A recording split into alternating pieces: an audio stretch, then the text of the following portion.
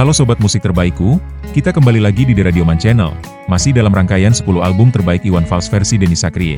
Sekarang, kita masuk ke album ketiga, Wakil Rakyat. Album ini adalah suara keresahan, kritik tajam, dan jeritan hati rakyat yang disuarakan dengan keberanian luar biasa. Yuk, kita simak apa yang membuat album ini begitu legendaris. Saat negara begitu senyap, saat rakyat hanya berani berbisik. Iwan Fals datang membawa lirik yang menggema sampai ke telinga kekuasaan. Tahun 1987 adalah masa di mana suara-suara kritis masih harus berjalan dalam bisikan. Saat itu, sistem politik masih begitu represif dan media massa dikontrol ketat. Tapi di tengah keheningan itu, Iwan Fals datang membawa album yang bukan cuma bicara, tapi menggugat. Wakil Rakyat adalah album yang benar-benar menohok. Lirik-liriknya seperti semburan emosi yang terpendam dari jutaan rakyat kecil. Lagu utama di album ini, Surat Buat Wakil Rakyat, benar-benar bikin geger. Kalimat-kalimat seperti itu sangat jarang, bahkan nyaris tabu, untuk dinyanyikan secara terbuka kala itu. Tapi Iwan Fals menulis dan menyanyikannya dengan tegas, tanpa tedeng aling-aling. Tak heran, lagu ini langsung dicekal tayang di TVRI, satu-satunya televisi nasional saat itu. Tapi alih-alih meredup, lagu ini malah meledak di mana-mana.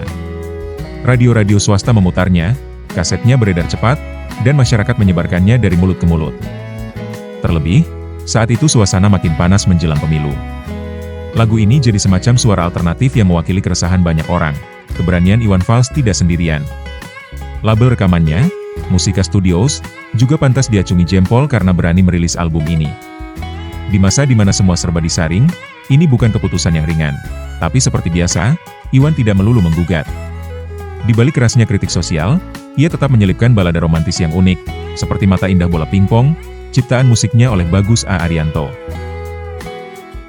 Lagu ini jadi penyeimbang, menghadirkan sisi puitis yang lembut di tengah gempuran kritik. Dan tentu, Iwan juga tetap berpihak pada kaum akar rumput. Lagu-lagu seperti PHK, Libur Kecil Kaum Kusam, dan Potret Panen Mimpi Wereng adalah potret kehidupan kelas pekerja, petani, dan rakyat biasa yang terus berjuang di tengah kerasnya hidup. Secara musikal, album ini tetap mengusung gaya khas Iwan. Sederhana, namun penuh daya dorong.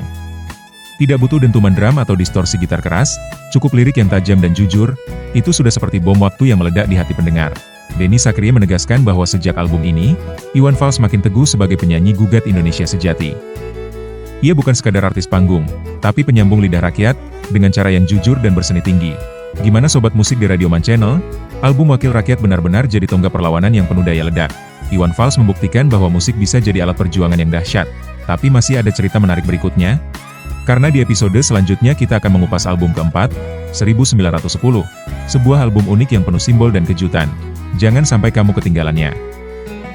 Like, share, komen, dan subscribe di Radio Man Channel sekarang juga.